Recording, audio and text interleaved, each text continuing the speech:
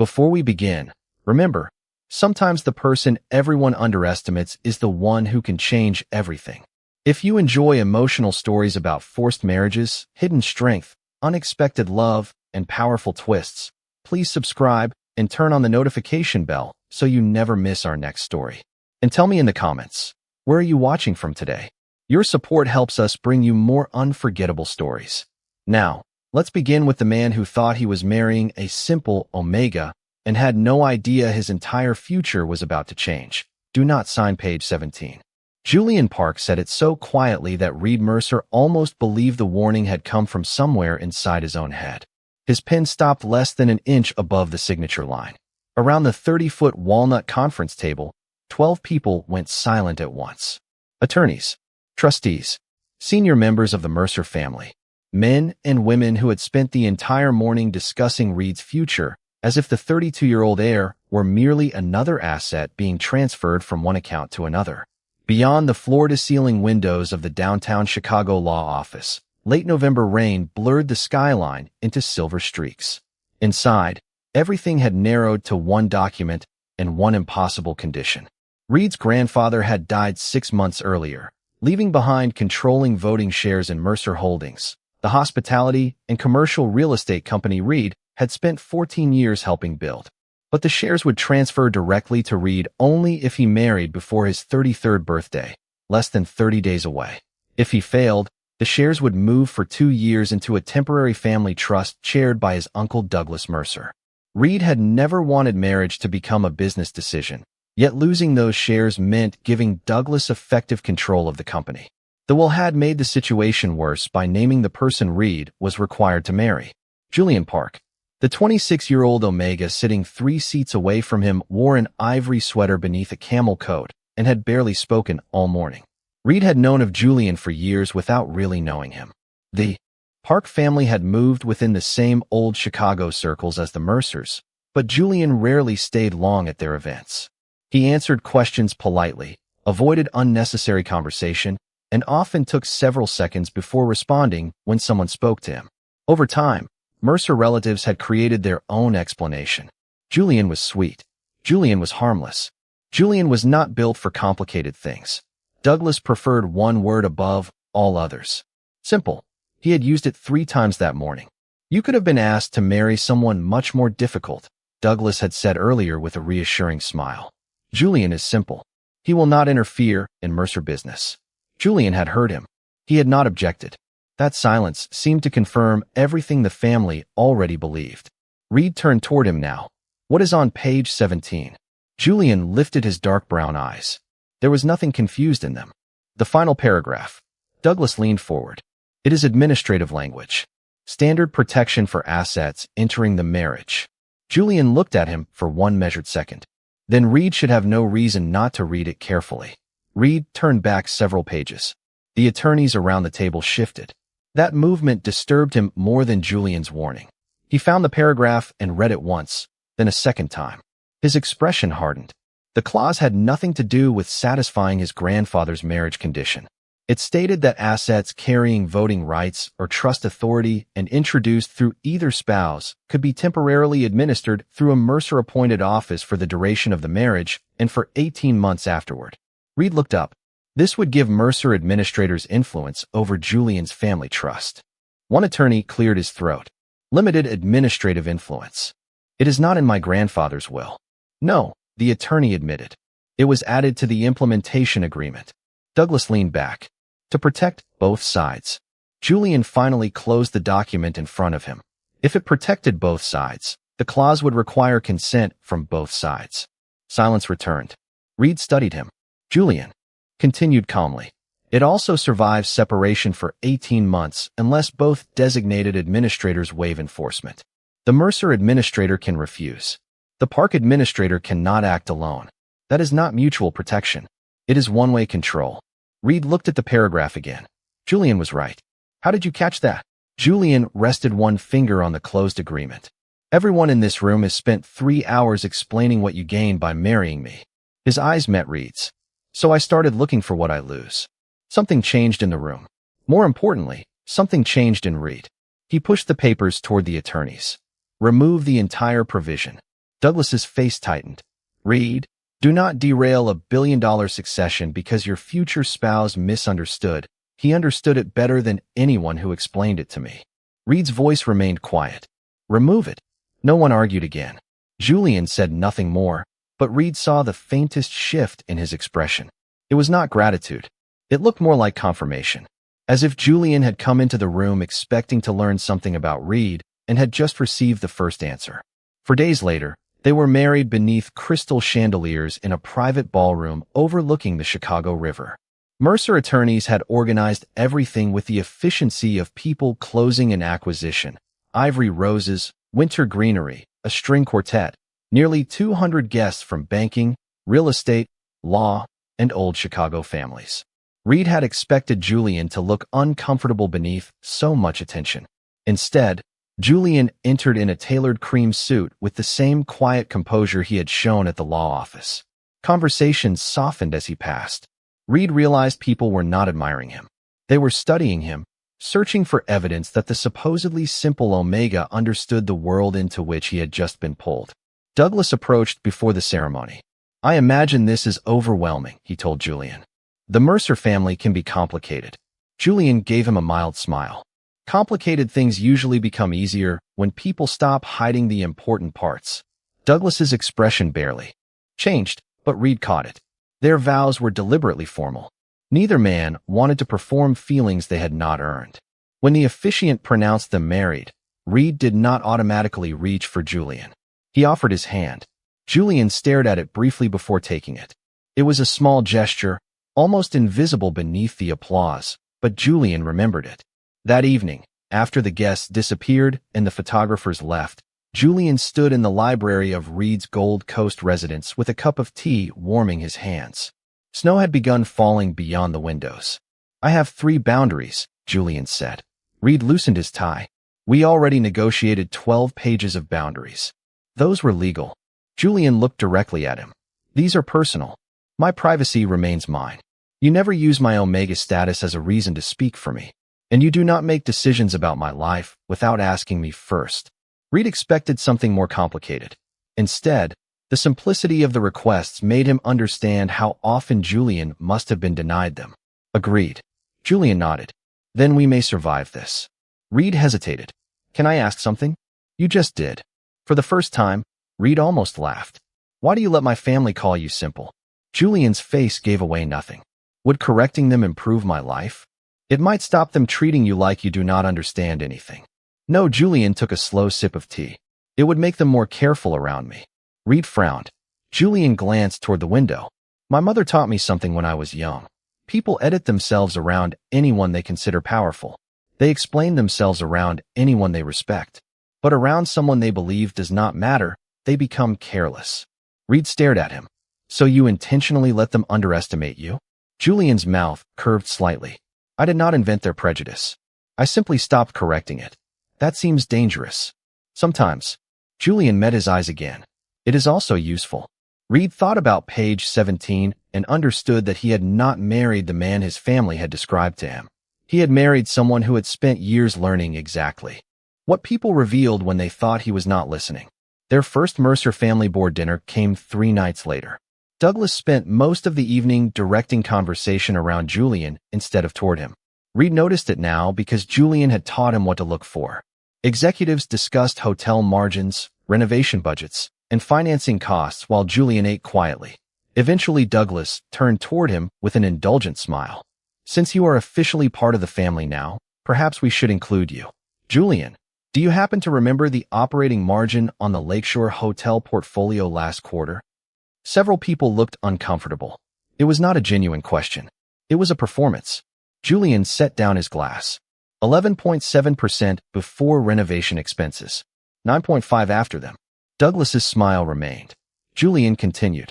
Although the internal report incorrectly assigned $263,840 in maintenance costs to Milwaukee rather than Chicago, so your property-level comparison is distorted. The table went silent. Douglas frowned. That is not correct. Julian opened the report on the tablet in front of him. Page 41. Reed checked. The numbers matched exactly. How many times did you read this? He asked. Once. For how long? Julian glanced at him. About 12 minutes. Douglas looked annoyed. You expect us to believe you memorized an entire financial report? Julian returned calmly to his dinner. No. You asked about one number. Reed watched him. Julian did not smile after winning. He did not seek approval. That was what made the moment land harder. He had not exposed Douglas because he wanted to humiliate him. He had simply answered the question placed in front of him. Later, in the car, Reed looked across the back seat. You could have made him look much worse. Julian watched snow slide across the dark window. Why would I? Because he was trying to embarrass you. Then embarrassing him would mean he decided how I behaved.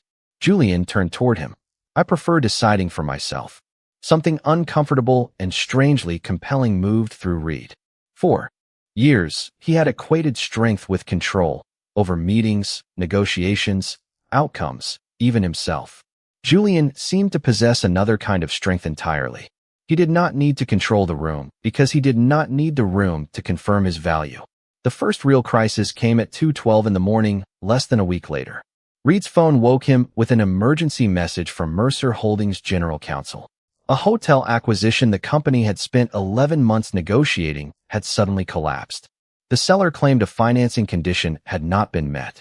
If the deal failed permanently, Mercer could lose more than $100 million in projected value, along with months of strategic planning. Reed went downstairs, opened 3 laptops, and began tracing approval records.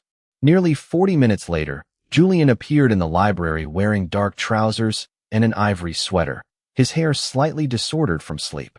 You are still working. Something broke. I assumed that. Julian noticed the coffee untouched beside Reed and returned several minutes later with a fresh cup. He did not ask whether Reed needed help. He sat across from him and began reading the transaction summary Reed had printed.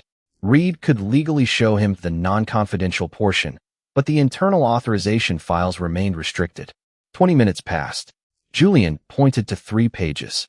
These signatures look wrong. Reed leaned over.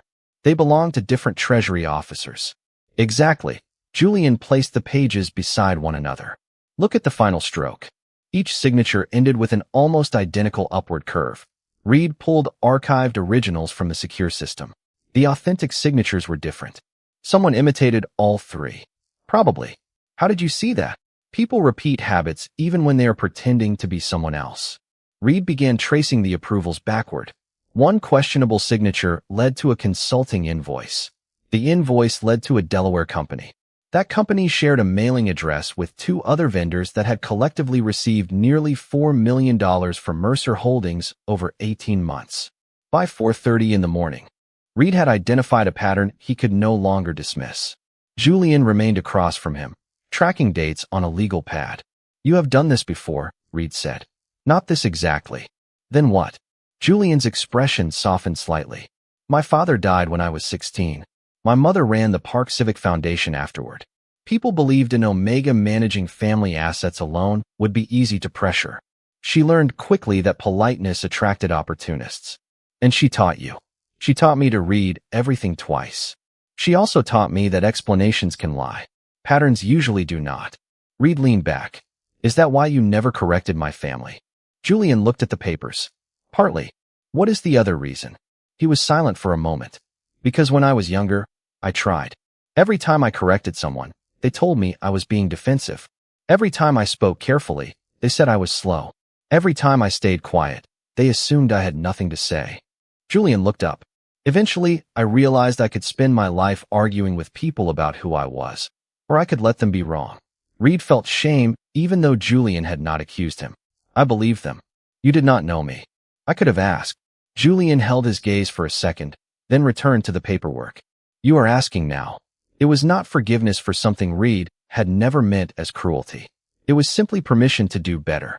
The shell companies led to a small office property registered through Daniel Mercer, Douglas's 31-year-old son, and a senior vice president in acquisitions. Reed's first instinct was immediate confrontation. Julian stopped him. That is too obvious. His name is attached to the filing. That is why it is too obvious. Julian tapped the document. Someone careful enough to hide $4 million across 3 companies would not accidentally leave a Mercer surname on the easiest record to find. Reed forced himself to slow down. So Daniel is being framed? Maybe. Or he is involved, but not in charge. We do not know enough. Reed stared at him. What do you suggest? We stop looking like we are investigating. 2 days later, they attended a charity luncheon together and behaved like newlyweds for the cameras. Reporters surrounded them the moment they stepped from the car. Julian handled the attention with surprising ease. How is married life? One reporter asked. Julian glanced at Reed. Educational. Reed is learning that I read contracts before breakfast. The crowd laughed. Reed did too. The photograph of them smiling at each other appeared online within an hour. That evening, they attended a museum gala crowded with Mercer executives and board members. Julian remained near Reed, speaking quietly enough that no one else could hear. Daniel has checked his phone 7 times. Reed kept his gaze on the room. You counted. Douglas has watched him every time. You count when you are suspicious? I count when I am nervous. Reed looked at him. You do not look nervous. Julian's mouth curved. That is because I practice. A photographer approached and asked them to stand closer. Reed lifted one hand, but stopped before touching Julian's back. Is this all right? Julian looked at him, clearly surprised that Reed remembered. Yes. Reed rested his hand lightly at the center of Julian's back. Cameras flashed. Julian moved half an inch closer. Reed felt it. What disturbed him was not the attraction. It was how natural the gesture had begun to feel. The photographer moved away, but Reed's hand remained in place for several seconds. Julian noticed. Neither mentioned it. On the drive home, their shoulders touched when the car turned sharply. Neither moved away. By then, Reed had reported the suspicious payments to independent compliance. Because the questionable transactions also touched historic Mercer Park investment agreements, outside counsel recommended appointing Julian as a temporary park trust liaison. The appointment was narrow and formal. Read-only access to specific trust-related records, every login independently audited, no authority over operating systems. The distinction mattered. Reed did not simply give his new husband access to confidential company data. The board's independent committee approved it because the Park Trust had a legitimate legal interest in the review. 3 nights after the gala, an automated security alert appeared. Someone had attempted to open archived park-related trust records through Daniel's executive credentials less than 20 minutes after photographs of Reed and Julian appeared online. Reed frowned. Daniel reacted to us. Julian opened the access log. Or someone wants us to think he did. He traced the requested documents and went still. The files had almost nothing to do with the failed acquisition. They concerned old voting agreements between Mercer Holdings and the Park family. This was never just about the company, Julian said. Someone is looking for my family's rights. Reed felt the investigation change shape. Until that moment, he had assumed Julian had been pulled into a Mercer conflict because of the marriage. Now he began to wonder whether the marriage had pulled Reed into a conflict that had already surrounded Julian. The attack came before sunrise on Monday. An anonymous packet reached Mercer directors, outside counsel, and 2 financial reporters. It contained internal emails, download logs, and confidential transaction records that appeared to show Julian transferring Mercer information to an account associated with the Park Civic Foundation. The evidence was devastating because it looked precise. The timestamps matched Julian's approved access periods. The credentials were his. Even the file naming followed habits Julian used in his notes. By 7:30, Mercer's lenders were asking questions. By 8, the board demanded an emergency meeting. Douglas arrived in Reed's office without invitation. This is exactly why family sentiment should never interfere with business judgment. Reed kept reading the documents. Get out. Suspend him before the board does it for you. Reed hated that the advice was procedurally correct. Julian entered the conference room 40 minutes later. Douglas, Daniel, several directors, outside counsel, and independent compliance officers were already seated. Reed placed the leaked files in front of him. Did you send any of this? Julian read 2 pages. No. Did anyone have permission to use your credentials? No. Douglas leaned back. Convenient. Julian ignored him. He looked only at Reed. What do you believe? Reed's chest tightened. He believed Julian had saved him from page 17. He believed Julian had found fraud nobody else had noticed. He believed Julian had never asked for money, position, or influence. But the evidence in front of him looked complete, and every director was waiting for an immediate safeguard. Reed thought leadership meant making the difficult decision before anyone else had to. He hesitated for 3 seconds. Julian saw every one of them. Until compliance authenticates the records, Reed said, your system access and board observer privileges will be suspended. Julian's expression changed. Not anger. Disappointment. You already decided. It is temporary. That is not what I said. Reed stood. I am protecting both of us. Julian became very still. You promised you would never make a decision about my life without asking me. This is a corporate security issue, and my reputation is the one being destroyed. Julian's voice never rose. You did not ask what I wanted. You decided what was best for me because making the decision yourself felt safer than trusting me. Reed opened his mouth, then stopped. Julian removed his access badge and placed it beside the documents. Suspend the credentials. You have a duty to do that. His eyes remained on Reed. But do not pretend the way you treated me was required. That distinction struck harder than anger would have. Julian left. That night Reed returned to the Gold Coast residence and found Julian's side of the closet nearly empty. There was no dramatic note. Only the revised marriage agreement on the library table beside a cup of coffee Julian had made that morning and never given him. Reed stood alone until his phone rang. Independent compliance had found a deeper authentication layer. Julian's credentials had been duplicated through a privileged executive terminal. Only 4 senior officers had access to that network. Daniel Mercer was one. Douglas Mercer was another. Reed did not sleep. By sunrise, the dining table had disappeared beneath access logs, old trust agreements, board minutes, and financial records stretching back almost 20 years. The copied credentials proved Julian had been framed, but not why Douglas wanted access to park records. At 8:15, Reed called Margaret Vale, the 73-year-old attorney who had represented his grandfather for more than 3 decades. Margaret arrived carrying a worn leather briefcase. When she saw the documents, she looked tired rather than surprised. Your grandfather left supplemental instructions. Reed stared at her. About Julian? About both of you. I was permitted to release them if anyone attempted to alter the marriage implementation agreement, challenge your transfer of voting control, or obtain administrative authority over park assets. All 3 have happened. Margaret nodded. Then you are entitled to know. The history went back decades. Mercer Holdings had nearly collapsed during a severe property downturn when Reed's grandfather was young.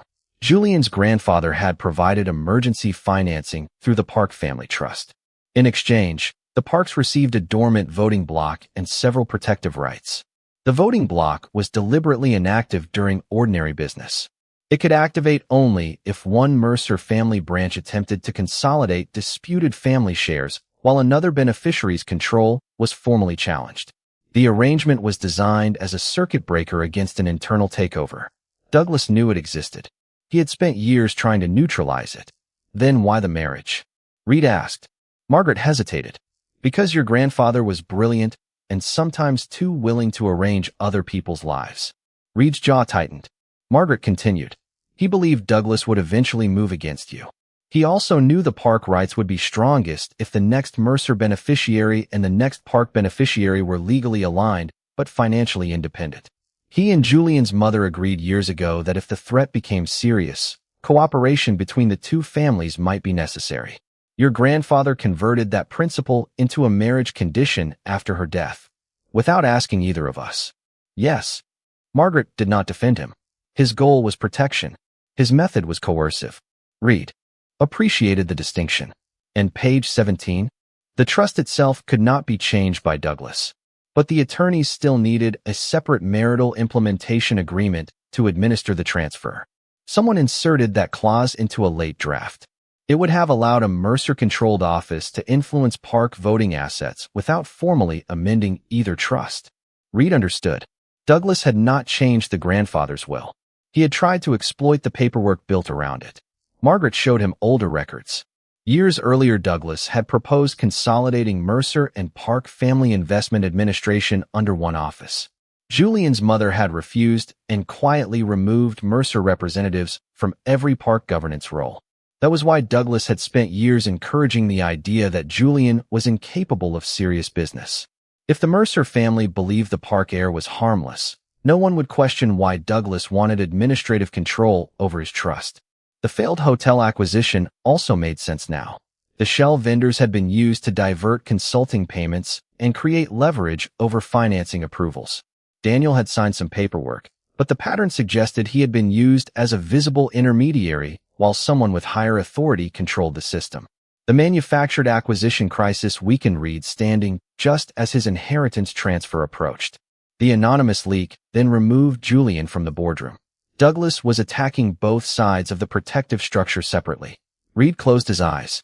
His grandfather had tried to force two people into an alliance because he feared what would happen if they stood alone. Douglas had nearly succeeded anyway because Reed had broken the alliance himself the first time trust became difficult. He knew where Julian had gone. The Park Civic Foundation occupied a restored brick building near Lincoln Square. Reed drove there shortly before noon and parked across the street. A month earlier, he would have walked inside because he believed urgency gave him the right to demand a conversation. Now he understood exactly what Julian had been trying to teach him. Reed took out his phone. I know how you were framed. I also know why Douglas wants the Park Trust. I was wrong about the leak, but more importantly, I was wrong about how I treated you. I will not ask you to come back. You deserve to see the documents before Douglas makes another move. 3 minutes passed. Julian replied, Come at 6. Bring everything. At 6 exactly, Reed entered the Park Foundation carrying Margaret's leather portfolio. Julian waited alone in a small conference room. Reed placed every document in front of him and remained silent for nearly 20 minutes while Julian read. Eventually, Julian looked up.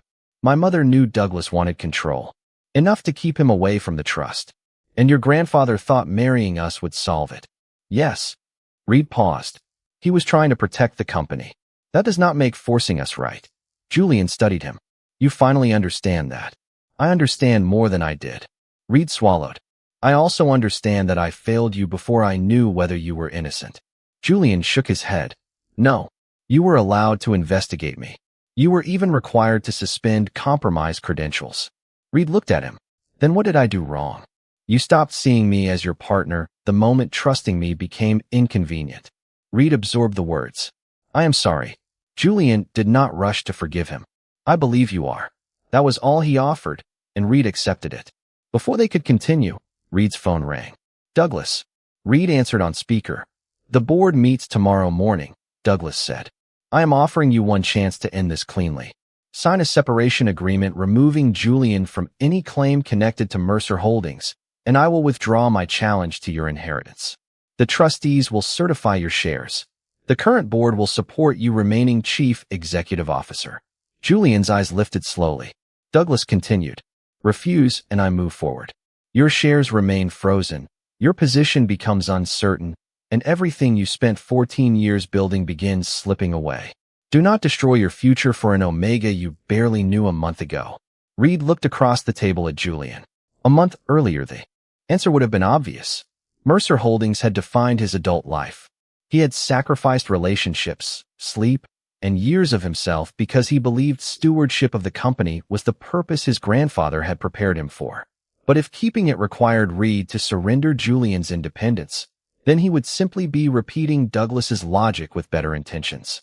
Send the agreement, Reed said. Douglas exhaled with satisfaction. I knew you would be reasonable.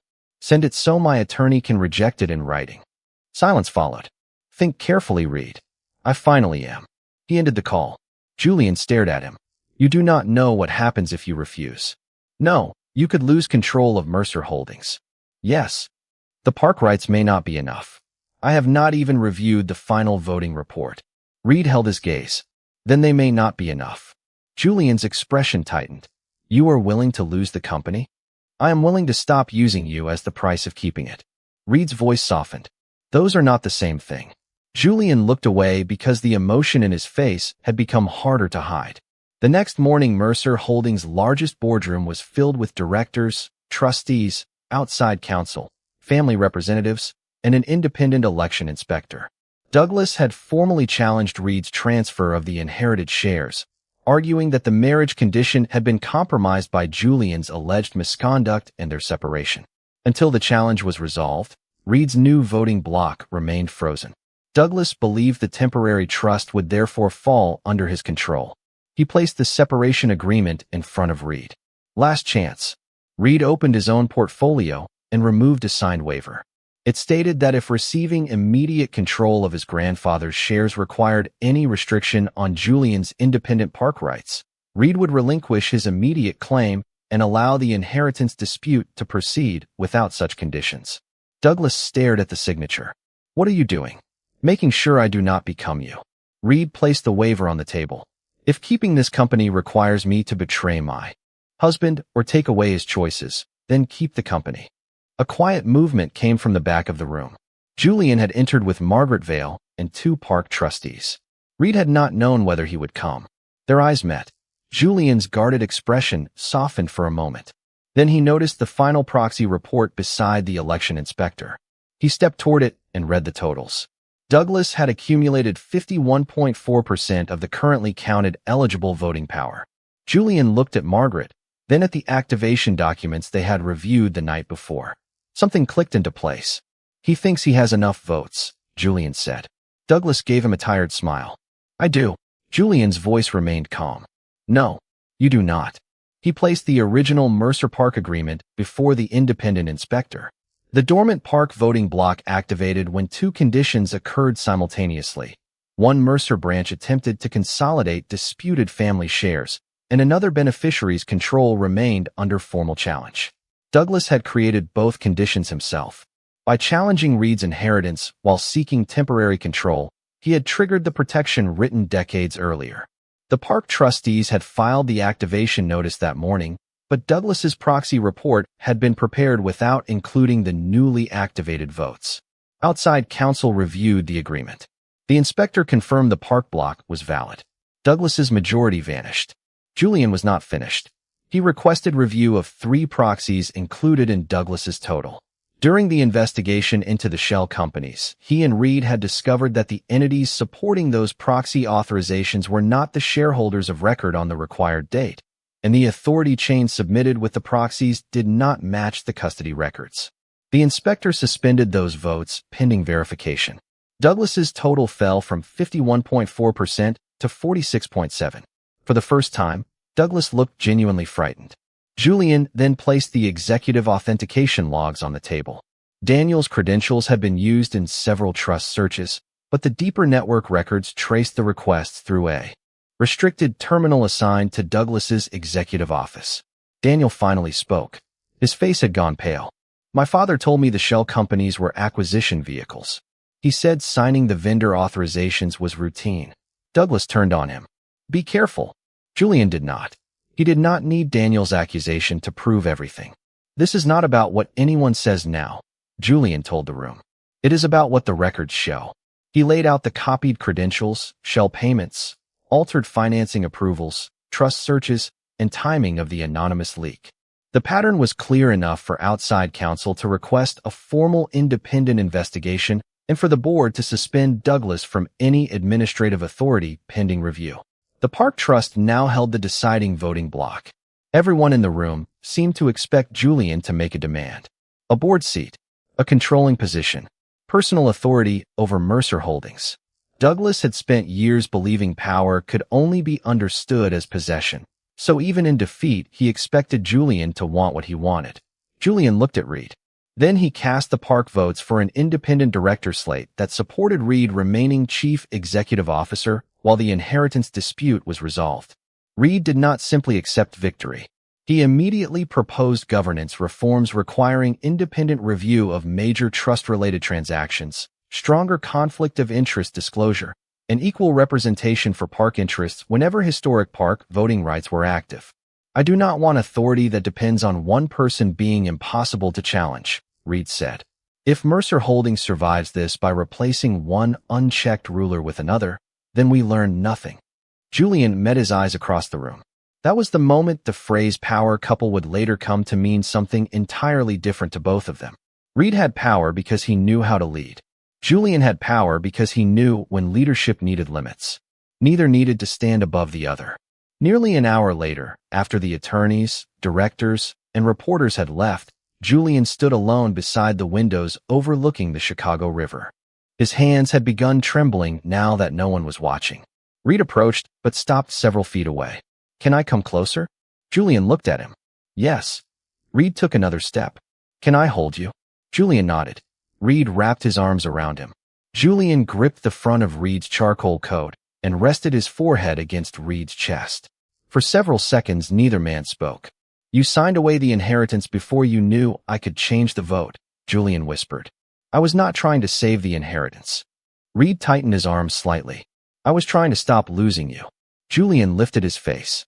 Reed touched his cheek, but went no farther. He waited. Julian understood what the pause meant. Choice. Julian closed the distance himself and kissed him. It was soft and brief, nothing like the staged intimacy cameras had demanded from them. When they separated, Julian stayed close. "That was not in our marriage agreement." Reed smiled. Good. For the first time since they had met, nothing between them existed because an older man had written it into a document. 3 weeks later, Reed placed a slim envelope on the library table. Julian had returned to the Gold Coast residence temporarily while the investigation continued, but Reed had not assumed that meant he intended to stay. "What is this?" Julian asked. "Every condition connecting our marriage to my inheritance." Julian opened the papers. Reed's attorneys had petitioned the trustees to sever the marital restrictions from any final transfer of Mercer shares. Reed had also permanently waived any administrative claim over park assets. Whatever happened to the inheritance dispute, Julian would remain entirely independent. "You are giving up leverage," Julian said. "I am giving up something I should never have had." Julian looked at him. "And what happens to us?" Reed had rehearsed a dozen answers and discarded all of them. "You decide." Julian signed the amendments. A week later, he moved back to his apartment near Lincoln Square. Reed let him. That hurt more than any board fight, but that was the point. If Julian stayed only because Reed made leaving difficult, nothing between them would have changed. They remained legally married while the final trust amendments worked through court and trustee review, but there was no longer a deadline forcing them to live together and no corporate advantage tied to the relationship. They continued serving on the new governance committee. Professionally, they became almost frighteningly effective. Reed understood operations, negotiation, and people. Julian understood risk, systems, and the small patterns everyone else overlooked. When Reed pushed too quickly, Julian slowed him down. When Julian became lost in possibilities, Reed forced the decision into focus. Mercer Holdings closed the shell vendors, recovered part of the diverted money, rebuilt its financing controls, and eventually completed a revised version of the hotel acquisition under more favorable terms. The Park Civic Foundation expanded housing and education partnerships using Mercer properties and logistical support. Chicago business reporters began calling Reed Mercer and Julian Park the city's most unexpected power couple. Neither man commented publicly. Their private relationship moved more slowly. They met for coffee after committee sessions. Then dinner.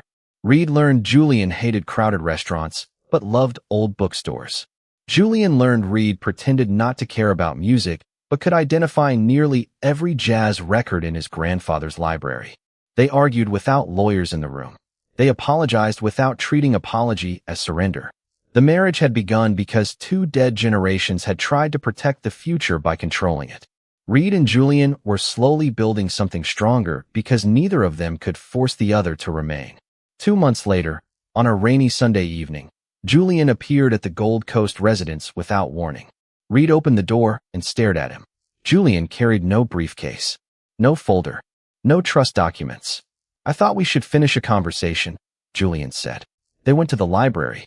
Late afternoon rain tapped against the windows where winter snow had once gathered. Reed remained standing across from him. "There is nothing left to negotiate." "Good." Julian stepped closer.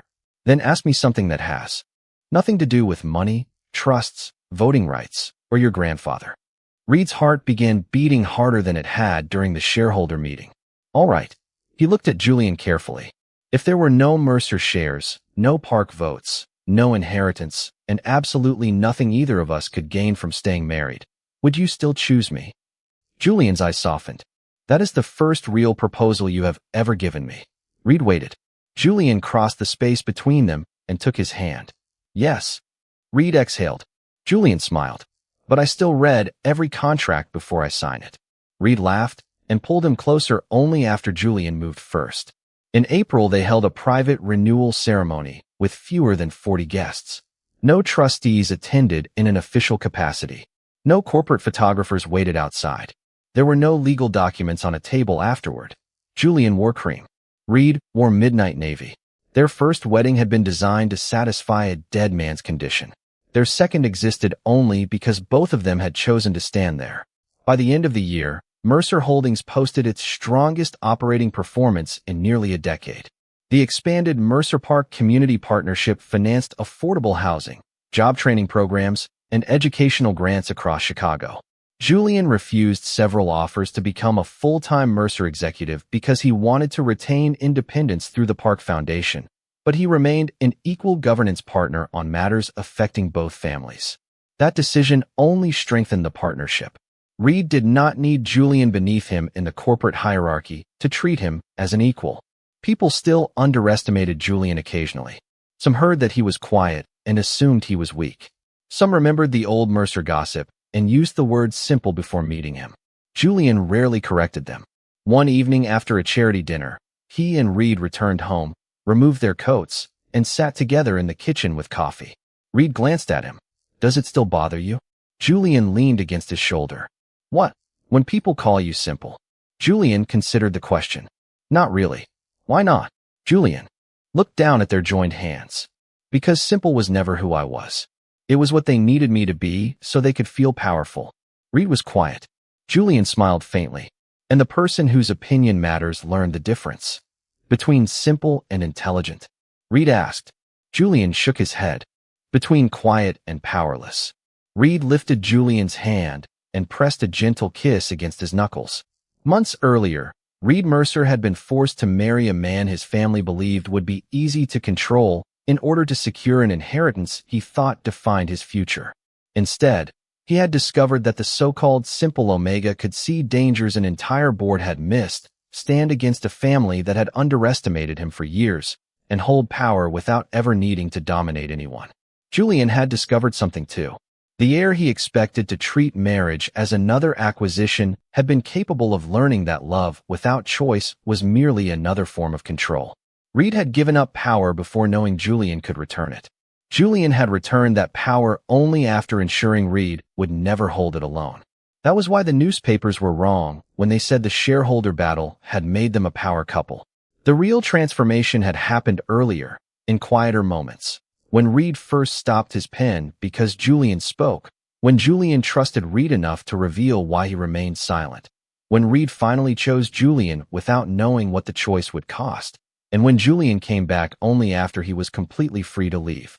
Their strength had never come from an inheritance, a voting block, or a family name. It came from the one thing neither grandfather nor trust agreement had been able to create for them. They chose each other.